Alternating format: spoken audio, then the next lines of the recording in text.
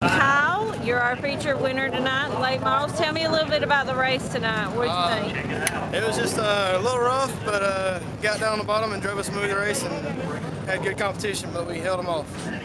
What do you think about the 21K of Kelly Walker coming up there at the end? He's always a tough competitor, but I knew if I just held straight, he'd have to drive by me on top, and it was real rough up there, so it was going to be hard to do. How was your car handling tonight? It was good, a little too tight, but we got through it, got down on the bottom, just slowed everything down, and drove my own race. And what did you think about the track? It was fun. It's always a driver's racetrack. Got to get up on the wheel. A little rougher than usual, but it's all right.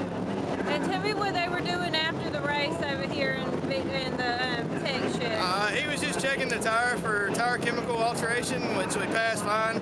They just want to check the wheel, make sure we hadn't done anything, and everything checked out good. So get to go to Victory Lane now. All right, congratulations. Thank y'all.